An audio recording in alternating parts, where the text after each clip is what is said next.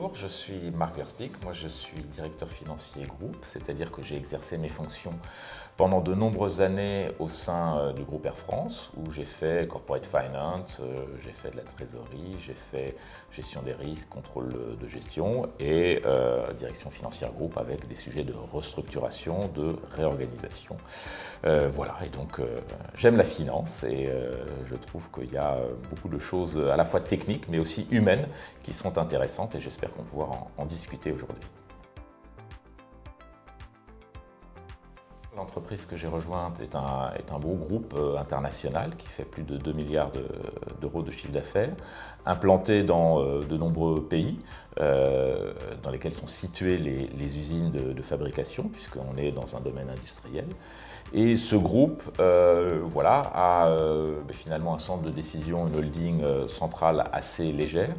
avec des équipes spécialisées et qui reposent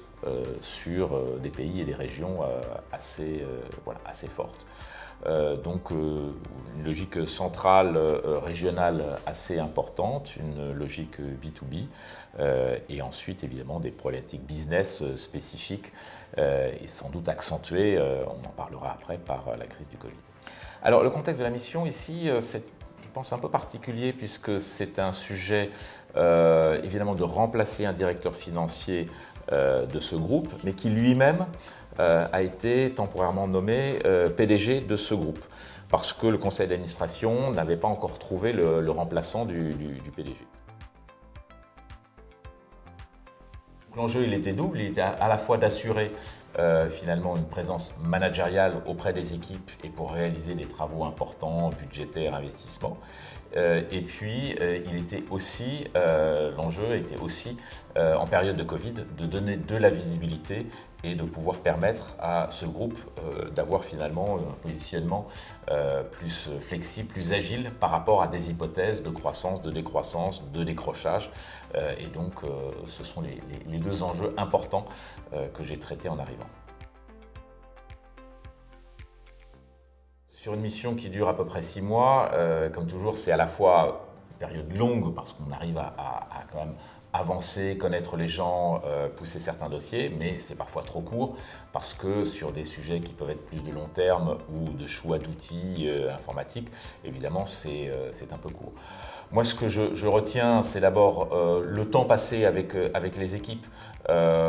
pour leur donner confiance quand même dans un contexte Covid où beaucoup de choses ont été perturbées avec le télétravail, avec une baisse de chiffre d'affaires, un manque total de visibilité, ça baisse, ça remonte, ça baisse. Donc un travail en cette matière. Et après,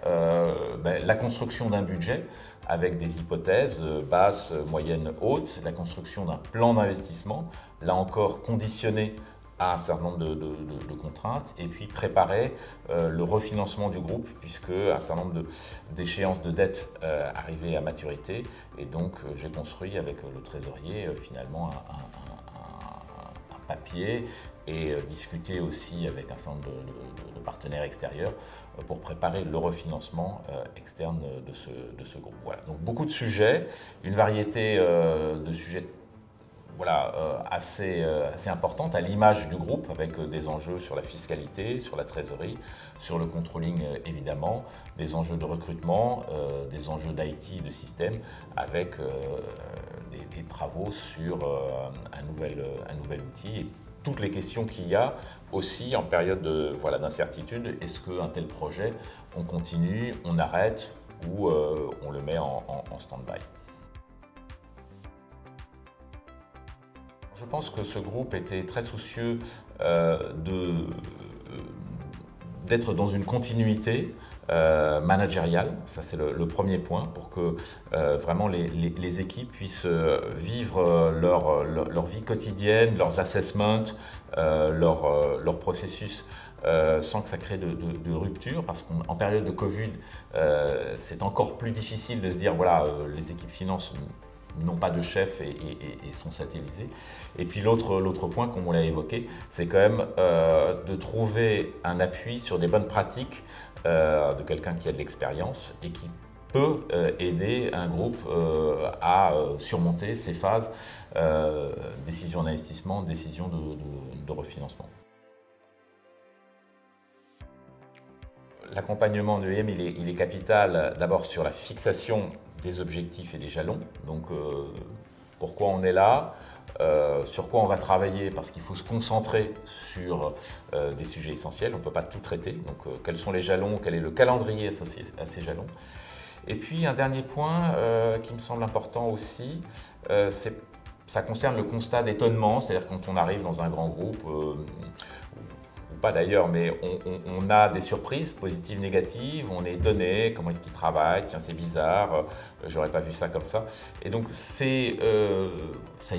une valeur, alors c'est très subjectif, mais ça a une valeur, et ça c'est très important de partager avec le consultant de IM, savoir est-ce qu'on le partage vraiment, avec qui, quand et sous quelle forme. Sur tous ces sujets-là, c'est évidemment très important d'avoir l'interaction la plus ouverte et en confiance avec le consultant de IM.